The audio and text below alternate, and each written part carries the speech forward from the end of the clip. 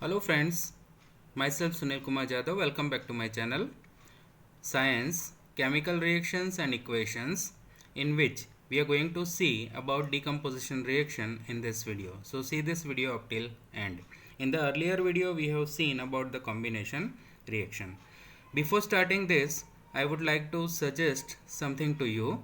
As a student, if you want to learn the computer science, in which especially the Java is a part of standard 910 programming, and that Java is very much useful for everyone to do any programming, then I suggest you that you should go on this channel, that is Code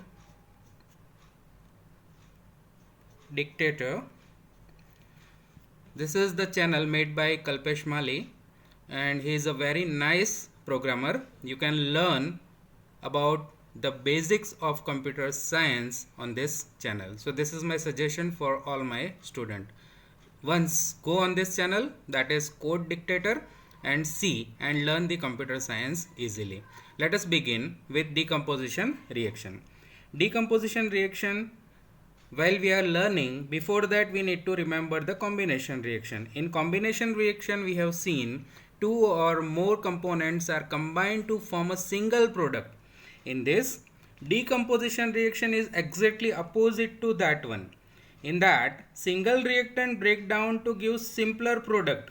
In combination reaction, two or more compounds or molecules are combined to form a single product. Here single product has been divided or has been broken down into the more part, or we can say more product. That is what we call as a decomposition reaction. While we are talking about decomposition reaction, one of the activities given in the textbook, that is take 2 gram of ferrous sulfate. You know ferrous sulfate is what? I'll write the formula, FeSO4. We will take the ferrous sulfate over here. FeSO4 is a ferrous sulfate. Take about 2 gram of ferrous sulfate crystal in a dry boiling tube. Note the color of the ferrous sulfate. You know this ferrous sulfate is having green color. It is with the green color. Now we need to heat this boiling tube over the flame of the Bunsen burner, or even you can heat it on the spirit lamp. What will you observe? You know that ferrous sulfate crystals are solid, and while their original color is green, when we will heat this, at that time its color, that is green color, will be disappear. Why does this happen? That we are going to learn over here. You will notice that the green color of the ferrous sulfate crystals has changed. You can also smell the characteristic odor of the burning of sulfur. We are going to heat it. So I'll write it on the arrow, heat ferrous sulfate. Convert, while we are giving heat to the ferrous sulfate, what happened here? It will convert to Fe2O3. This is ferric oxide. Remember this, ferric and ferrous. What is that ferric and ferrous? You can learn in my previous video of standard 9th. Ferrous sulfate has been converted to ferric oxide plus SO2, that is sulfur dioxide, and SO3, this is sulfur trioxide. Now you can see here that the color, green color of ferrous sulfate while heating has been changed, and you can smell this SO2 and SO3. That means the characteristic odor of burning of sulfur you can feel. Here you can see in this reaction a single reactant FeSO4 breaks down into the simpler product, that is ferric oxide Fe2O3 plus sulfur dioxide and sulfur trioxide. So this kind of reaction in which the reactant broke down into the simpler product is called as a decomposition reaction. So this is decomposition reaction. I hope you understand this decomposition reaction. While we will see that this is imbalance chemical equation. We will see at the right hand side, first of all we'll see that Fe2, and here it is Fe1. So we will put it 2 over here to balance it. Fe2, it is balanced. Let us check for the other.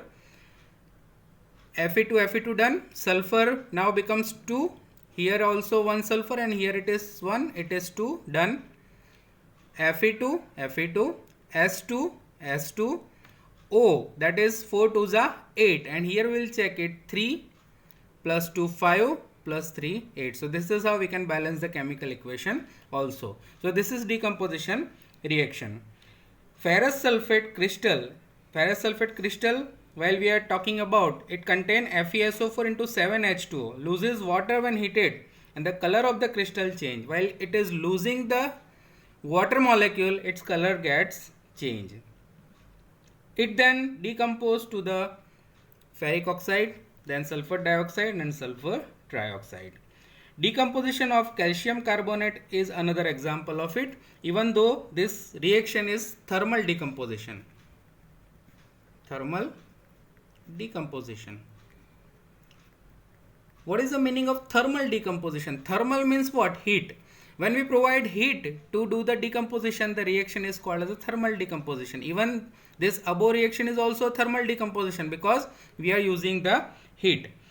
Decomposition of calcium carbonate to calcium oxide and carbon dioxide on heating is an important decomposition reaction used in various industries. You will write the chemical equation, that is CaCO3. You know, calcium oxide is also called as a lime, or we can call it quicklime. It has many uses. Most important use of this is in the cement industry. When decomposition will be done, you know, calcium carbonate will be heated, you know, heat. That's why it is called thermal decomposition. Decomposition has been held, but in the presence of heat. So calcium carbonate heated and it has been converted to calcium oxide plus carbon dioxide. This is balanced chemical equation. This is what we call as a limestone. Simple name of the calcium carbonate is limestone.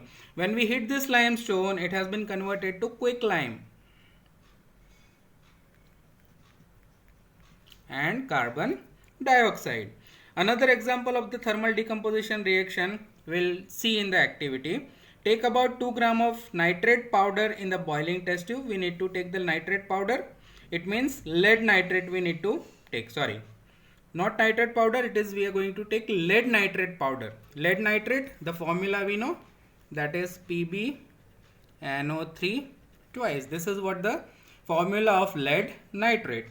Hold the boiling test tube with the pair of tongue and heat it over the flame. We need to heat on the Bunsen burner. You know what is Bunsen burner? We can adjust the flame as per our requirement in the Bunsen burner. So this we have to hit it on the Bunsen burner. What do you observe? Note down. You will observe that the brown fumes come out of it. While we will hit this, that is lead nitrate, the brown fumes come out. We will write it, heat. That brown fumes are of nitrogen dioxide. It means it is going to convert into NO2. One thing, brown fumes comes out, it is NO2. Another thing remaining is O2. That is coming out. Oxygen gas will also coming out of this. So this is the reaction in which PbNO3, while we are providing the heat to it, it will convert to PbO. That is lead oxide. Pb means lead. This is lead nitrate, NO3.